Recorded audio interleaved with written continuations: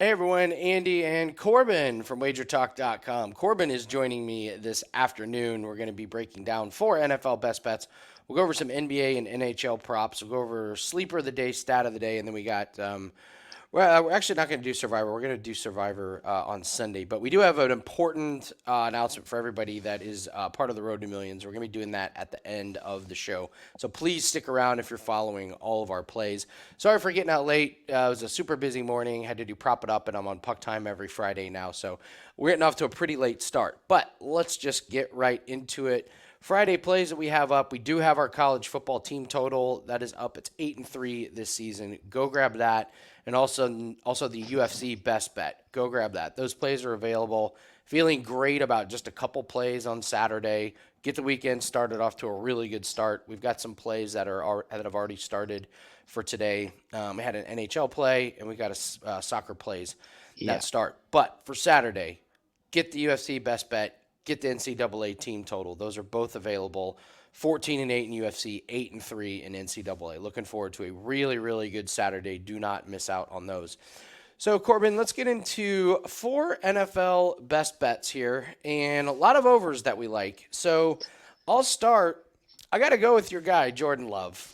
Um, I'm not saying he's great. I'm not even saying he's good. I'm just saying that the Chargers let every quarterback go over their passing total. And it's just week in and week out, you just blindly take the quarterback that is facing the Chargers and they go over. This is a Chargers defense that ranks pretty good against the rush, and they're dead last against the pass. And when I say dead last, second worst team allows 25 yards fewer than the it's quite a Chargers. difference. It's a massive difference. And, you've done a really good job documenting how Jordan Love is really bad in the first half and just gets it done in the second half. Yeah, Here are his totals the last 3 weeks: 289 against the Steelers, 228 against the Rams, and 229 against the Vikings. Those are all defenses much, much better than the Chargers. So if we can get anything out of him in the first half, I feel like we're in a good spot. Like I said, you've done a great job showing that, but I just can't get away from fading this Chargers pass defense. So I got to look towards Jordan Love. And one of the nice things about getting a bad quarterback is just this low total. You get an elite exactly. quarterback, this total's like 280 or something. So I'll go with Jordan Love over 226.5 passing. You're going to go to another quarterback, except you're going to take Kyler Murray over his rushing total. What do you like about Kyler? Yeah, so I mentioned it on Sunday's show how I like their first couple of games back. Their totals are normally lower than what they would be if they'd been going near these totals every game. So Murray's total was at I think it was 23 and a half at the weekend, and he got to 33. I was expecting this to shoot up past the 30 mark towards 35 yards for this game. So anything under 30 was playable for me. And at 28 and a half, that's obviously less than he got in his comeback game. But I really like the game script, particularly in this one. They're playing the Texans. I'm expecting a close game. I can't see either side really pulling away, particularly. As I mentioned on Sunday, I think Kyler Murray can easily scramble for quite a few runs. What I found interesting was his longest run was only 13 yards at the weekend. I quite like that. That means to get to the 33, he's obviously had 20 yards in other carries, which shows that when he takes off, he's consistently at least getting 5+ yards. So he really only needs to scramble a few times to reach this kind of total. So that's why I like this look for Kyler Murray over 28 and a half rushing yards. I So like that he passed the eye test. He didn't look hobbled. He didn't look slow. He looked, 100%. exactly. So a lot of times these guys coming off these ACL surgeries, you're like, hey, he doesn't look right. I thought he looked great. So let's get Kyler Murray over his rushing. I'm going Devontae Adams, man, over That's 67 and a ballsy. half. Okay, follow me on this one.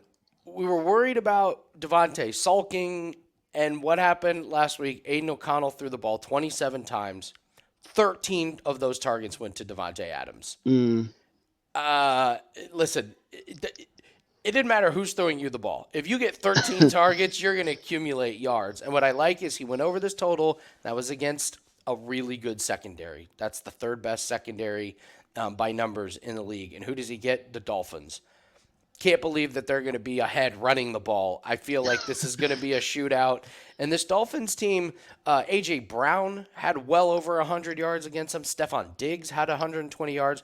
You can exploit them with their big Hmm. name receiver. I just think the volume is going to be there for Devontae Adams. If he gets 10 targets, he's going to sail over this going up against the Miami secondary. So, Yeah, it uh, kind of helps that he's had not a great season with this look because 67.5 for yeah. Devontae Adams total is really low.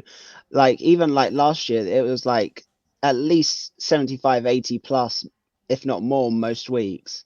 So Yeah, he's as talented as he's still a talent wise a top what four wide receiver, top three. It's exactly. just his quarterback. So yeah, it's a good point. 67.5 is really low. So I like the volume that And he's he's getting. definitely, he's, as you mentioned, he's definitely going to be throwing. I mean, the Dolphins are, the Dolphins aren't getting blown out by the Raiders. No, So probably not. Probably not. So, and last one, Jameer Gibbs. You're buying in. You're going over 41.5 rushing.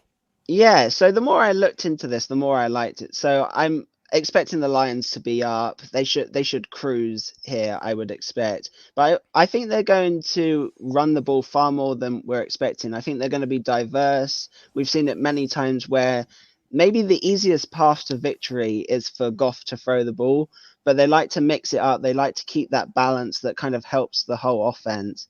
So he's gone over in 5 games this year, four of the last five, and the one he didn't. He only just went under with 40. Obviously, that's 1.5 less than this. My one worry is the Bears are the third best run defense, but I looked through it. They haven't actually faced that many like top tier running backs. All the situations weren't good. Like they played, I think it was the Raiders, and the Raiders were down by like 17 or something in that game. Like there weren't that many running backs that were in this kind of range because I think Gibbs is really good. He's got a lot of speed. I kind of almost like Montgomery being back because it's like the change up. They kind of complement each other nicely. And I think they're going to use Gibbs on like the outside runs a lot more. And yeah, that change up in pace, I think it's going to hurt the defense. So I quite like his total at 41.5. It's quite low to me. So that's where I'm looking. I'm with you. I think the Bears rush defense is a little bit overblown about how quote good they are against the run. I think Yeah. it's just their Goff is going to get his throwing the ball, but yeah, I'm with you. I like Montgomery and Gibbs to get over. Actually, Yeah. I think they prove their point and get over. So, Because uh, multiple teams, even in like the like first couple of weeks, all had like rushing totals over 100. I think it was like the Chiefs went way over, and there were a couple of others.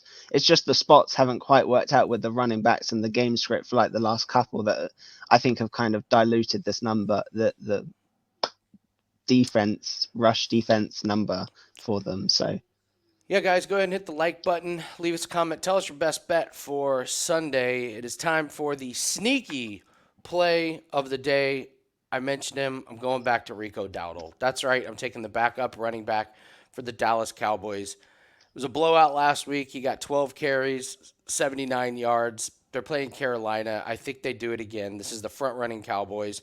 Pollard just does not look great. I have Tony Pollard on a fantasy team, so I watch a lot of the Cowboys games, and his speed isn't there. I don't think he recovered from the injury 100%. And Carolina gives up 132 yards rushing per game. I actually kind of like Dowdle. Believe it, I think he's a shifty, fast running back. 79 yards last week in a blowout on 12 carries. Does he get to 10 carries this week? If he does, I think he easily goes over this total against a team like Carolina. So, it's yeah, easily a low total. You've mentioned 27.5 is nothing. If we're expect like I think they could have put this game to bed midway through the first half, quite honestly. So yeah, if he has at least the second half, I expect them to be running it against the Panthers. So we'll see if they want to get Dak another 400-yard passing game in they garbage can get time. Dak a 400 passing yard game and still have a quarter Easily. and a half to just run with. Yeah, so Rico Dowdle, sneaky play of the day. For our stat of the day, uh, Tyreek Hill leads the league with 7 catches of 40-plus yards. Rashid Shaheed is second with 6, and he has 38 less catches than Tyreek Hill. This guy is It's just like crazy. he's a long ball threat. So you're looking at Tyreek Hill. If you're into longest reception props, you're looking at Tyreek Hill this week, and then next week when Shaheed comes back, yeah, Rashid Shaheed. So, yeah, and the next guy after Shaheed only has 4, so he's in second place, like easily. So yeah, Shaheed, the definition of a deep threat, just He's barely behind Tyreek Hill. he's another one I've mentioned before that you can ladder up or get a alt over total. I remember Shahid's total hasn't actually been that high. I think it's around the 20-23 mark. I've had certain games where I've played him his longest over like 30, 35. It's huge plus money when you start going up by that much. So that's another look for that one. Yeah, so there is your stat of the day. Do with that as you please. So, we're going to go over some NBA, NHL, and Corbin and I are going to talk a little bit about the disaster that is known as the Las Vegas Formula One. Just stunning how bad they've messed this one up. So, I do want to go over a couple of things that I've noticed here for today. I've been really enjoying playing some of these guys under. And one guy who the line is just a little overinflated is Zion Williamson. He's got a tough matchup against Denver, and they have his point total at 24 and a half. He's got a tough matchup against Denver. Without Jamal Murray, that front line is still there, and they're still good. And you look at Zion's point totals, he's only gone over once, and that was when he had 25. So he got over by half, and that was against Atlanta. And you can see his numbers here. What's interesting is he's not playing bad. I think the books just are overinflating him. And I think this may be one of those, it's a big name. So Zion Williamson, oh, yes, take Zion over. And then what happens, he ends up just coming up a little bit short. So taking Zion under 24 and a half points, it's a bad matchup against Denver. They can throw guys like Aaron Gordon and Porter against him. So, and then of course you got Jokic in there, making it, tough inside on defense. So Zion continues to be a pretty, a pretty overvalued guy. And I've talked about him before. Giannis Antetokounmpo under his rebounds and assists. Again, he's gone over one time and he went over by half. And you think of Giannis and you think, well, surely he's going to have like a ton of rebounds. And I've talked about this before. His rebounds, he's rebounding 2 less a game this year than he was last year, and he's got 2 fewer assists per game this year than he did last year. He's just not packing this category. And we also talked about how his points, on the other hand, 54, 35, and 35. But it kind of goes back to, if you're scoring a bunch of points, you're not passing the ball, so you're not getting a lot of assists, and the rebounding just isn't there. And I wonder if the rebounding isn't there because their defense is so bad that teams are shooting a higher percentage, and there's just less rebounding chances. So, I mean, you look at this. This is a big sample size. He's going under every single game on the rebounds and assist category. Obviously, it's a sweat. I mean, you look at 13, 15, 14, 15, and 14. You're going to drive yourself nuts if you watch these games. But it's getting there, and they still are hanging this line at minus 25, minus 125. It's very much attainable. So I've been looking at these guys for their props to go over, and if you're looking for a guy who they can't price high enough, it's Devin Booker and his points. He hasn't played a ton, but his total is 28 and a half, and he's gotten to over 30 every single game.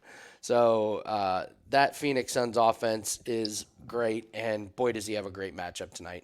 Playing a Utah team that gives up 120 points a game. They can't stop anybody. So if you're looking for a chalky guy that's going to put up a lot of points, I think you're looking at Devin Booker in this one. So a lot of good NBA games tonight to take advantage of, but those are a few that I liked. Only 3 NHL games. One of them has already started by the time you're watching this. But I did have to bring up Cole Perfetti to have a point. I talked about this on Puck Time. Had a point in every game except one this That's year. a great looking chart. It's a beautiful chart. He's got 2 the last couple times. This Buffalo team, so 15th in goals is a little misleading because when they lose, they get blown out. When they win, like they give up like 4.5 goals when they lose, and this Winnipeg team scores 4.8 goals per game when they win. So if you like this Winnipeg team to win, they're going to put up 4 or 5 goals, and Perfetti's been getting a point every single time. So I love that one. Of course, William Nylander, the guy that I said foolishly said would not have a point. He continued his streak. He's yet to play a game this year without a point. So if you're Oh looking wow. for so no, that game has already started. But yeah, Nylander. And then if we're looking at guys to not have a point, Sam A lot of Bennett. red over the board there. Yeah, a lot of red. I love this part, Corbin. I don't think people scroll down to these guys to not have a point. You're getting great Yeah. money, and I'm 5-0 in my last picks on guys not to have a point. It's a great market. Sam Bennett, he's coming back from injury. I'm not sold he's 100%. He got hurt in this Boston game, took some time off. He comes back. I mean, not having a point against Chicago and San Jose, that's bad. Those teams give up a lot of points. Not having a point against the Kings, they're a really good team. He's only playing 15 minutes. Maybe is not 100%. They're playing Anaheim, who, Anaheim's okay, but if you're riding streaks about him not to have a point, that's one. And then in the same game, Alex Killorn, this was my show best bet on Puck Time. He has one game with a point. He had two against Philadelphia. He has no shots on goal the last two Oh games. wow. He's on the first power play line. However, they play Florida, and Florida does not commit too many penalties, sixth in penalty minutes. And this is a Florida team that doesn't give up a ton of goals. So they've kind of been giving up a few more goals recently, but I expect Florida to win this game and just riding the streak of some of these guys to not have a point. So those are the looks that I would be looking at. Like I said, only 3 games in NHL. Huge slate tomorrow. So my guesses will be in play for that. So Corbin, you want to talk? Let's talk Formula One. Where do you start? Um, so nothing will beat the disaster that was the last Formula One race here in Indianapolis, where all the drivers quit and 6 cars ran around the track in what they called a race. That Hey, was that's still more running than the people that went to watch the show today got. true, but that was the end of it at the Indianapolis 500. I was there. There were riot squads because they thought people were going to riot. Oh no. Um, so you have a track that is not ready. You have teams that are already upset because the track has caused damage to cars. You have nobody wants to be there. You have the local businesses who were told this is going to be a huge week for them. There are reports that restaurants have actually been closing early instead of staying open late. Yeah. How did they mess this up so bad? Oh, it's just like one mistake after another. Like they clearly like they only just finished this project, I think, within the last week. So obviously they've had no time to prepare it, run a like you go to so many of these other races, they have support races every like race before F1, like normal supercars or just lower formulas. Like they had nothing. This was literally the first running on this track, which is just crazy in itself. So I think the craziest part is that they all the spectators sat there for 4 hours and then got kicked out 10 minutes Kicked before out. the actual practice starts. Imagine like there's people that spent thousands to come for just the practice sessions and they got 10 minutes of action and kicked out. They're trying to Like, block the view of oh, people. Like it's this is a classic Formula One. Just the pompous attitudes of them, and it is just blowing up on in their face. So, if we're talking about from a betting perspective, I mean, my gosh, what in the world do we do with this? Like, I don't think we know much about tire degradation. I don't think we know what race pace is gonna look like. no. So I watched what was FP2 and there was zero long running. Like maybe they'll do it in free practice free, but no teams ran more than like 10 or 15 laps on a set of tires. So I don't expect them to have any idea how the long-term race pace is going to be. It was all lots of short mini runs, which we mentioned as well. The track temperatures. I think it's the is it the lowest track temperatures they've had all season. I believe like it's record It would make lows. sense. Yeah. So It's a nightmare. We have one play up in Formula One right now, but I don't know if we're going to have much more. So there is one that's out there that should jump off the page, but Yeah. it's just it's a it's a tough one. The amount of hype that was behind it, they rushed it. It's a complete swing and a miss so far. So and normally on Fridays, we'll be talking a lot more about like the English Premier League and the Liga and some of those other things. It's Euro qualifiers, so we probably don't have much for this particular weekend in soccer, right? Yeah, we might have a few plays. So as you mentioned, it's the Euro qualifiers. There's a few spots where this is actually the last qualifiers for the qualification process. They're all in groups at the minute. So there's going to be quite a few matchups where a team has already qualified or a team that's already out or someone that's still fighting for qualification. So if I see some matchups where there's like a team that's fighting to just about qualify and a team that's already out or through, I can't expect them to put up much of a fight. You get quite a few big teams versus small teams as well. One of the standouts for the weekend is France versus Gibraltar. I'm pretty sure half of the Gibraltar squad, this is not their full-time job, or they certainly do not play in any of the top leagues, any of them. So it just leads to huge one-sided games that you wouldn't traditionally see in a league format. So Okay, it's Jesus Christ, Gibraltar. All right, you heard it here, Bay Gibraltar. So, and then you've been kicking ass in tennis, but tennis season is winding down. Is there anything we need to know for the weekend? Not particularly. It's the last tournament of the season. It's the ATP Tour Finals. Uh, I think that as of doing this, they've just brought out lines for two of the. I think it's the semi-finals, but there's so many injury concerns. Sinner is playing, I believe, Medvedev, and he was a good price, but he was injured and hobbling the whole game versus Rune last time out. So I like Sinner on first glance, but who knows what the injury is going to be. The one spot I was looking at is Djokovic is playing Alcaraz, but Alcaraz, who was I think he was on a 3-game losing streak. He didn't look quite right, but in his last two, I think he's won in straight sets. He looks far more convincing. I may look at Djokovic in some way, but nothing, no huge opinions of that one. It's the end of the season, players are tired, they're injured. It's almost a battle of who's still fit at this point.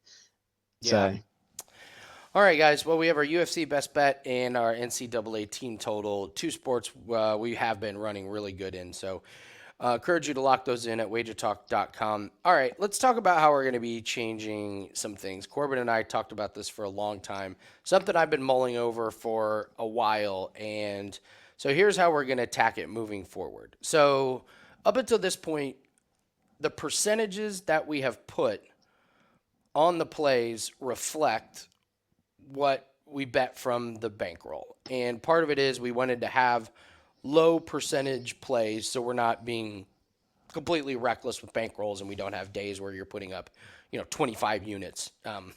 But there's been a couple things that we haven't really liked and we haven't really totally been satisfied with it. And we'll go over some of the reasons here. But here are what our percentages are going to look like and how they relate to the units that you're betting on them. So you're basically dividing them by half. So if we put up a 1.5% play, and this is going to start Monday, and we'll touch on that because we have some plays that are pending for this weekend. So this will start Monday, and we'll remind everybody, and I'll talk about it every day. So if we put up a play at 1.5%, you're trying to win 3/4 of a unit. When we put up a 2% play from now on, you're trying to win 1 unit. When we put up a 3% play, we're trying to win 1.5 units. When we put up a 4% play, we're trying to win 2 units. And when we put up a 5% play, that one we're going to up to 3 units. So on Wager Talk, you're going to see those percentages of plays.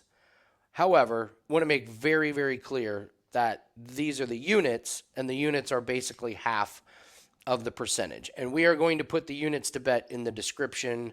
Hopefully, we'll try and figure out a way to put them in the play line. But so just keep this in mind that we will change this on Monday. So if you're in all access, just make sure that you note this. And I think this is going to help us out quite a bit. So I would definitely look at the descriptions of the plays if you can as well. Don't just look at the play line Obviously, Yeah. we'll try and get it in the play line, but I would read the description just at least for the first couple to see how we're going about it. So, why are we making this change? So, the perception of percentage equals confidence. So, this is what I mean. I didn't even really know this, but more than 3 people have mentioned this to me that, oh, when you have a 1% play, we think that means you're not very confident on it. We see that as we want to make a unit, so we'll put it at 1%.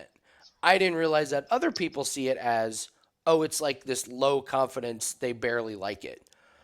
So I didn't realize that that was taking place. So now that I know that when we put up a percentage, the perception is that means our level of confidence. Like, trust me, we're not putting up plays that we aren't 100% confident in. If we put up Yeah, a 1% play, we believe in it. If we put up a 4% play, we believe in it. So we needed to figure out a way to where the percentages, perception is reality. So we needed the percentage to be upped a little bit to match our level of confidence or what the audience thinks our confidence is. The other thing is we need to bridge the gap between higher percentage plays and lower percentage plays. So, Corbin, you want to touch on this, like the difference between having a play that's 1.5 units and a play that's like 4.5 units, and how we're trying to just condense them a little bit? yeah. So we've seen it a few times this year where even though we love the 5% play, if the 5% play or 4% play loses, it almost blows your weekend completely. Even if you're having a good one, if I put in 4 1% plays that I all like and they all win, but the 5% play loses, that's like a 4-1 record, but you're just losing units, whereas this would protect against that. So Yeah, and so like we know we've wanted to try and describe it, but we haven't done a very good job of that. So from now on, 5% play, it's just going to be you're trying to win 3 units. That way, we're not as dependent on these 5% plays. That way, we can put up a 5% play and we can express our confidence, but at the same time, it's not that much different from a 3% play. So, yeah, and this speaks to the next thing, our overall winning record. So, guys, we have hit over 57% of our plays the last 365 days and in 2023. That percentage is like we do this for a few years and we keep that percentage up, we're going to be sitting very, very pretty. But like Corbin said, we were dependent on too many of the bigger plays. So we want our units to really start to reflect this overall winning record. So you all know Gianni, and Gianni's always said if you over 1,500 plays, if you have a winning percentage over 57%, or if you have a winning percentage over 2,000 plays, that's when syndicates start to take notice. That's when like the heavy hitters say, okay, this is for real. So we have those numbers. We just need to do a better job of having that reflected in our units. So we're going to kind of try and make this a little bit more of reflective of our overall winning percentage and keeping that over 57%.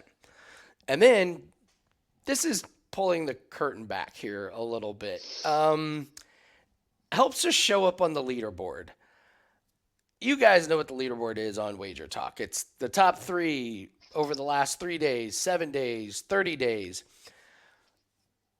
We are number 4 in 4 categories.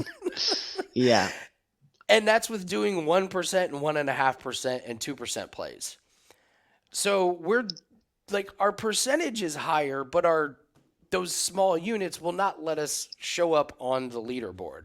So we have been trying to figure out how can we show up on the leaderboard by upping our percentage by the wager talk system, but also protecting our bankrolls in the road to millions spirit. So Corbin, that leaderboard, man, it can be a blessing, it can be a curse, but like realistically for us and what we do, we need exposure, right? I mean, like let's yeah. just be very honest with everybody. Like so many of the records, as you mentioned, we're like 4 in all of them. It's not because we have a lower winning percentage normally than the people above us. It's the fact of like we have quite a lot of like 1%, 1.5, 2%. Whereas like you win, let's say you win, yeah, 3 plays at 3%, you have 100% win ratio, but all it takes is a couple of guys to win like one big play and they're ahead of us. Whereas I like our route of a lot more safer plays, higher winning percentage.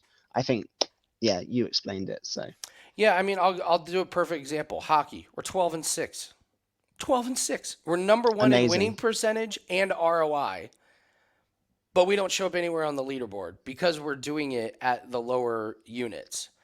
Hmm. If every single one of those plays would have been 4%, then we'd be number one on all the leaderboards. But like you and I say, with these daily sports, we don't want to ask our clients to invest 4% of their bankroll, on, 3 hockey games, over the course of a few days. So Yeah, this is going to be the way that we kind of accomplish all of these goals, I believe. So when we up the percentage, it's going to reflect on the Wager Talk leaderboard, but we also want to make sure we're keeping these units low. It's we say it all the time. It's to protect ourselves when we're going through a cold streak. Like yeah, losing a few units here or there, going through 3 or 4 weeks of a downturn is fine.